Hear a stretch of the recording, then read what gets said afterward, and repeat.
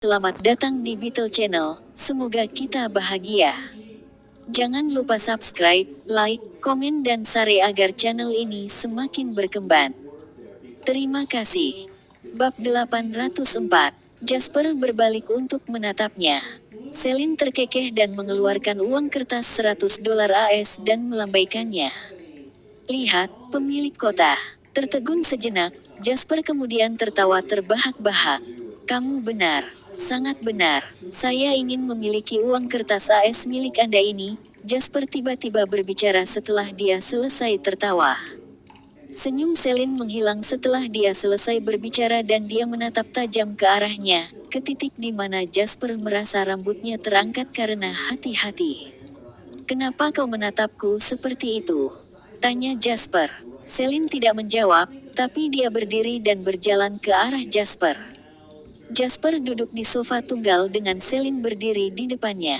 Angin terus menderu-deru di atas atap tetapi tidak bisa menghilangkan ketegangan yang memanas antara pria dan wanita itu. Tiba-tiba, Celine meletakkan lengannya di bahu Jasper agar dia tidak bangun dan kemudian berbalik untuk menjatuhkan dirinya di pangkuannya. Tiba-tiba, ada seorang wanita di lengannya. Merasakan kelembutan lembut dan kelenturan mengejutkan dari wanita dalam pelukannya, pikiran Jasper sadar secara substansial. Apa yang sedang kamu lakukan? Jasper bertanya, secara naluriah bergerak untuk mendorong Celine dan berdiri. Namun Celine tampaknya telah mengantisipasi hal itu, karena dia menekan bahunya ke bawah dengan satu tangan dan menatap Jasper. Apakah kamu benar-benar ingin mendorongku pergi? Apakah Anda berani mendorong saya pergi? Jasper langsung membeku di tempat, dan pada saat yang sama, dia menyadari sesuatu. Bagaimana dia begitu kuat? Tepat ketika Jasper membuat catatan mental untuk menghabiskan lebih banyak waktu di gym begitu dia kembali, Celine kemudian membungkus dirinya di sekelilingnya dan mendekatinya. Bibir merahnya berbisik di telinga Jasper, tapi tidakkah kamu ingin menjadi pemilikku? Kau sudah menikah dan aku punya pacar, jawab Jasper, berusaha sebaik mungkin untuk menenangkan pikirannya. Jadi kau membuangku? Celine bertanya dengan sedih. Jasper baru saja akan meminta maaf ketika melihat ekspresi licik di wajah Celine. Dia kemudian menyadari bahwa dia telah dipermainkan. Pacar perempuan. Lagi pula aku tidak ingin bersamamu. Apa gunanya melakukan semua itu? Pernikahan adalah kuburan, bisik Celine.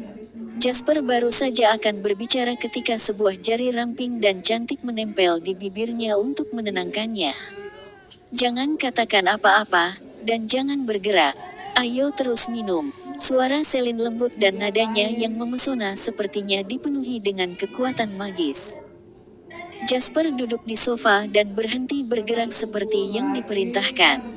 Dia juga tidak mengatakan apa-apa saat dia melihat ke arah Celine. Celine terkekeh dan berkomentar, laki-laki.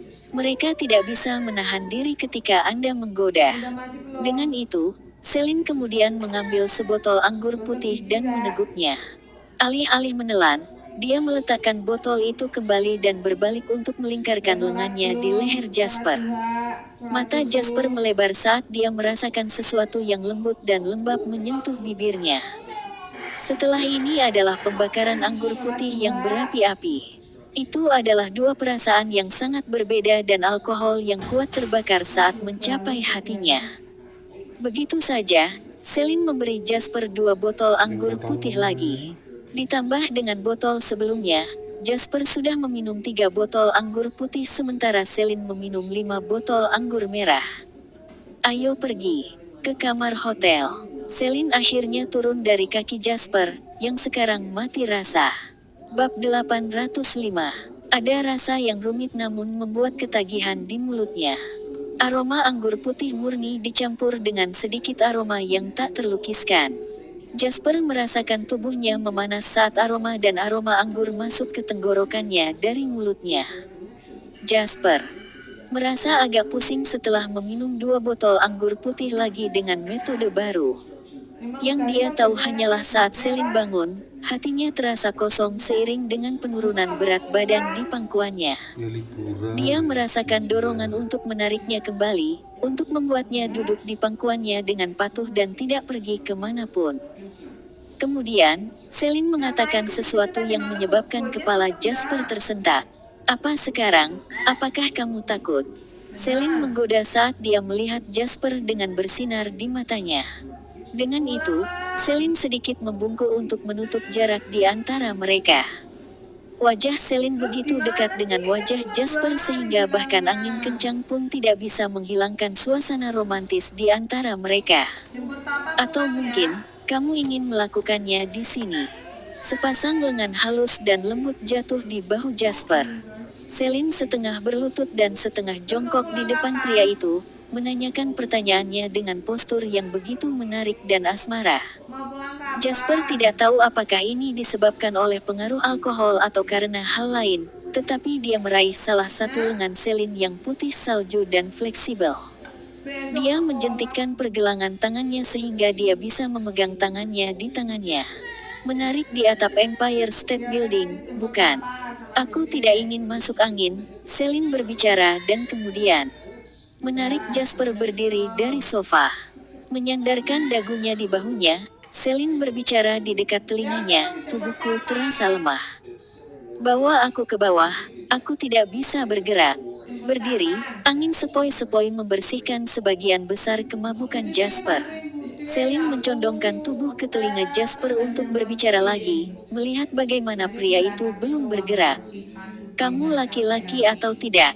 Saya akan memegang ini di atas kepala Anda selama sisa hidup Anda jika Anda menjamin saya sekarang. Aku sudah memberitahumu bahwa aku tidak membutuhkanmu untuk bertanggung jawab. Tidak semuanya terserah Anda." Begitu itu terjadi, Jasper memperingatkan. Celine mengejek dan mengejek, "Ayo, kalau begitu. Seolah-olah aku akan takut padamu. Brengsek." Tuan Lain adalah seorang pria dan dia tidak pernah mundur dalam situasi seperti itu dalam hidupnya, meskipun dia telah menghabiskan kehidupan sebelumnya sebagai pemoles apel. Membuang semua alasan dan pertimbangan keluar jendela, Putri Jasper menggendong wanita yang bersandar padanya. Napas lembutnya saat gerakan itu membelai ego Jasper. "Sudah terlambat bagimu untuk menyesal sekarang." Jasper kemudian menendang pintu atap begitu dia selesai berbicara dan langsung menuju ke bawah. Sesaat kemudian, di tempat parkir bawah tanah Empire State Building, Jasper mengikuti instruksi Celine dan menemukan sebuah mobil menunggu mereka. Ada seorang wanita muda duduk di kursi pengemudi. Dia kemungkinan besar adalah asisten atau pengemudi yang dibawa Celine. Jasper terlalu malas untuk bertanya jadi dia melemparkan Celine ke dalam dan masuk ke belakangnya. "Four Seasons Hotel, saya sudah memesan kamar," Celine berbicara. Sok melintas di wajah wanita lain ketika dia mendengar Celine. Lagi pula, Celine belum pernah sedekat ini atau mengambil inisiatif seperti itu dengan seorang pria sebelumnya. Dia tidak berani bertanya lebih banyak, memilih untuk menyalakan mesin sebagai gantinya. Dengan raungannya, mobil menjadi hidup dan meninggalkan tempat parkir bawah tanah. Aroma anggur memenuhi kompartemen mobil dan suhu naik. Baik Celine dan Jasper memerah. Bahkan membuka semua jendela di dalam mobil tidak dapat memadamkan panas yang membuat frustrasi di dalamnya. Celine bersandar di kursi dan mengulurkan tangan untuk meletakkan lengan di kaki Jasper. Pada saat yang sama, dia menginstruksikan wanita lain, berkendara lebih cepat. Satu-satunya perbedaan antara kecantikan dan kecantikan adalah bahwa yang pertama dapat memicu keinginan dalam diri seorang pria dengan tindakan dan kata-kata yang paling sederhana. Bab 806. Jasper merasakannya saat ini. Mobil sport itu melaju tanpa disadarinya dan melesat melewati jarak yang agak pendek sebelum berhenti di pintu masuk lobi hotel. Jasper segera turun dan membuka pintu mobil. Kemudian, dia menggendong wanita lembut itu dan berjalan langsung ke petugas hotel tanpa melihat ke belakang. Jasper melemparkan paspornya dan Celine ke counter check-in dan berkata, "Kamar sudah dipesan, berikan kartu saya." Sementara petugas di Four Seasons Hotel telah melihat bagiannya yang adil, Four Seasons Hotel masih merupakan salah satu hotel paling bergengsi di New York dan jarang melihat pasangan yang terburu-buru seperti itu. Namun, setelah membaca informasi dari sistem dan menyadari pasangan timur ini telah memesan Deluxe Presidential Suite seharga $20.000 AS per malam, petugas itu segera berubah pikiran. Orang kaya hanya berbeda dan itu terlihat dari cara mereka memesan kamar hotel untuk kegiatan cabul. Mereka sangat boros dan riang. Mereka jauh lebih baik daripada orang-orang munafik yang bangkrut yang dengan angkuh berpura-pura menjadi tuan-tuan. Sama seperti Jasper membawa Celine ke lobi hotel dan check-in di bawah banyak tatapan para tamu. Seorang barat yang sangat tampan dan sopan juga menatap mereka dari longe lobi. Tepatnya, dia menatap Celine. Pria muda itu memancarkan aura bangsawan, dan sementara ekspresinya tenang, kemarahan dan kerendahan hati berputar di matanya. Duduk di seberangnya adalah seorang pria paruh baya, Tuan Wharton. Wharton tersentak kembali ke kenyataan ketika pria paruh baya itu memanggilnya. Sambil tersenyum meminta maaf pada pria itu, Wharton berbicara, "Maaf, pikiranku melayang ke tempat lain. Saya sedikit lelah hari ini, jadi saya akan mengirim seseorang untuk menghubungi Anda tentang apa yang baru saja kita diskusikan." Itu saja. Pada saat itu, Wharton memperhatikan ketika orang asing itu membawa Celine menuju lift dan segera meninggalkan pria paruh baya yang bingung itu sendirian saat dia berjalan ke petugas. "Saya ingin kamar tepat di sebelah mereka berdua," Wharton meminta petugas tanpa ekspresi. "Maaf, Pak, tapi mereka berdua memesan Deluxe Presidential Suite Four Seasons Hotel. Anda harus memesan 3 hari sebelumnya jika Anda ingin kamar di sebelah mereka." Sebelum petugas itu bisa menyelesaikan jawaban resminya, Wharton mengeluarkan kartu hitam profil rendah. "Presiden Anda adalah pengunjung biasa di halaman belakang rumah saya. Bisakah Anda dengan cepat mendapatkannya? Saya akan menjelaskan kepadanya untuk Anda jika itu yang terjadi, tetapi jangan buang waktu saya." "Dipahami." Wharton memandang petugas dengan tenang dan berbicara. Mata petugas itu melebar saat melihat kartu hitam itu. Ini adalah kartu terbaik tanpa batas dari Swiss Bank. Hanya orang-orang yang sangat tangguh dan kuat di seluruh dunia yang memilikinya. Itu adalah keberadaan yang tidak pernah bisa dibayangkan oleh petugas itu untuk dirinya sendiri. Ditambah dengan kata-kata Wharton, pria itu tidak berani menghalanginya dan dengan panik menjawab, "Saya minta maaf atas ketidaksopanan saya, Tuan yang mulia. Aku akan memeriksamu sekarang." Mengabaikan petugas yang panik di depannya, Wharton berbalik untuk melihat lift. Saat itu, Jasper sedang menghadap lift sementara sang putri menggendong Celine. Wanita itu melingkarkan lengannya di bahu Jasper dan matanya bertemu dengan mata Wharton. Wharton bisa dengan jelas melihat senyum yang tidak bisa dijelaskan yang tergantung di sudut bibir Celine. Ada ejekan, penghinaan, dan ketidakpedulian, tetapi tidak ada kebencian dan jelas tidak ada cinta. Dengan bunyi ding, pintu lift terbuka dan Jasper membawa Celine masuk. Pintu lift tertutup dan memotong pandangan yang dimiliki oleh Wharton dan Celine. "Tuan Wharton, itu..." Pria paruh baya itu bergegas mendekat dan dengan cepat bertanya ketika dia melihat Wharton menatap pasangan muda yang berjalan ke lift. "Wanita itu adalah istri saya, Celine Maynard, orang kedua yang mewarisi bisnis Maynard di Amerika Serikat bagian timur." Wharton memiliki senyum kecil di wajahnya ketika dia berbicara, tetapi nadanya tidak bisa lebih dingin. Pria paruh baya itu menarik napas dingin pada kata-kata itu. Bab 807. Amerika Serikat agak istimewa. Tidak termasuk Alaska dan Hawaii, yang tidak terhubung ke negara utama. Amerika Serikat dipisahkan ke bagian timur dan baratnya di Sungai Mississippi. Pusat politik Amerika Serikat bagian timur dipimpin oleh Washington DC. Sedangkan pusat keuangan barat dipimpin oleh New York. Keluarga Maynard yang tangguh, sekelompok keturunan Somer yang tidak ada duanya, memiliki keberadaan khusus di timur. Meskipun jelas merupakan keturunan Sumer, keluarga tersebut memiliki status dan otoritas yang luar biasa di timur. Pria paruh baya itu lahir dan besar di Amerika Serikat, jadi dia tahu sedikit tentang keluarga ini. Adapun seberapa kuat keluarga Maynard, itu bisa dilihat pada pasangan pernikahan mereka. Wharton adalah anggota keluarga Welling. Sebagai keluarga bangsawan dari era kerajaan Inggris, keluarga Welling sangat kuat dan mereka memiliki pengaruh yang cukup besar di benua Eropa. Bagaimana hal seperti itu bisa terjadi dalam persatuan pernikahan dua karakter yang tangguh? Bagaimana mungkin pewaris kedua keluarga Maynard masuk ke kamar hotel dengan pria lain di depan suaminya sendiri? Pria paruh baya itu merasa sangat menyesal. Dia seharusnya pergi sekarang, dan dia seharusnya tidak datang untuk bertanya. Dia kacau sekarang karena dia telah melihat skandal seperti itu dalam keluarga Sir Wharton. Dalam beberapa detik hening, Wharton sudah mengatur emosinya. Senyum sopan muncul kembali di wajahnya ketika Wharton meminta maaf kepada pria paruh baya itu dengan penuh penyesalan. "Maaf, saya harus naik sekarang. Jika tidak ada yang lain, mohon permisi." Pria paruh baya itu memandang Wharton yang tetap sopan meskipun ditipu dan merasakan hawa dingin menjalari tulang punggungnya. Seberapa dalam pikiran pria ini?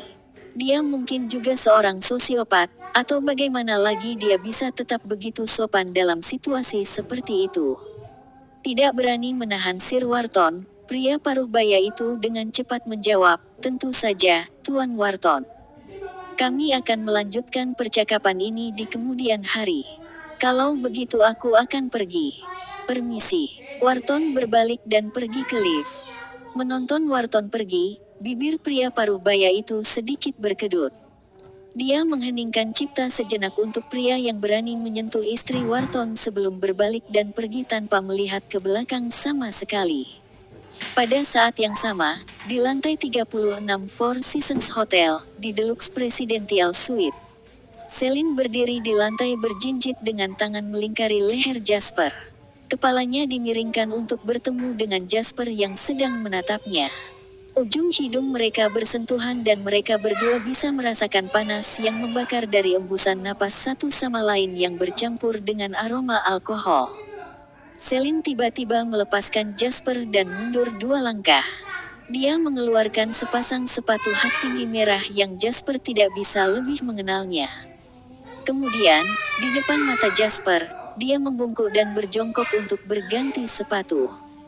Seorang pria kasar akan percaya bahwa seorang wanita terlihat paling cantik ketika dia menanggalkan pakaiannya, sementara seorang pria dengan selera akan memberitahu Anda bahwa seorang wanita terlihat paling cantik ketika dia mengenakan pakaian. Namun ketika menyangkut pria seperti Jasper yang cantik seperti Celine, setiap kerutan dan senyum darinya adalah pemandangan terbaik yang dia lihat. Terlepas dari bagaimana dia hanya berubah menjadi sepasang sepatu, sikapnya elegan dan tenang. Seikat rambut nakal tergantung di samping telinganya ketika dia melihat ke bawah. Celine mengangkat tangannya untuk menyelipkan kunci di belakang telinganya, dan tindakan itu sendiri dipenuhi dengan esensi kecantikan dan pesona seorang wanita.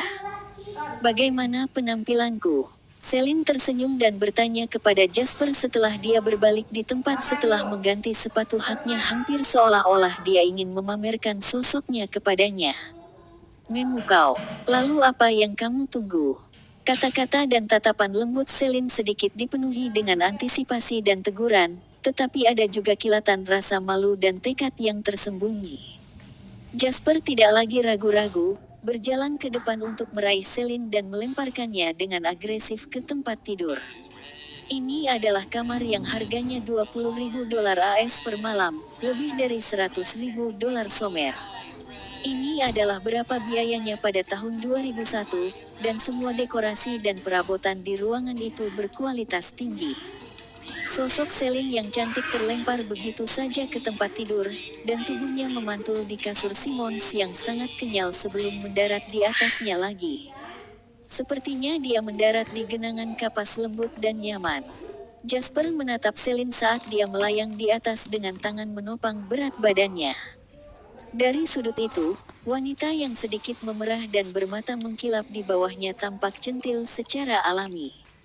Dia mirip dengan harta paling berharga di dunia.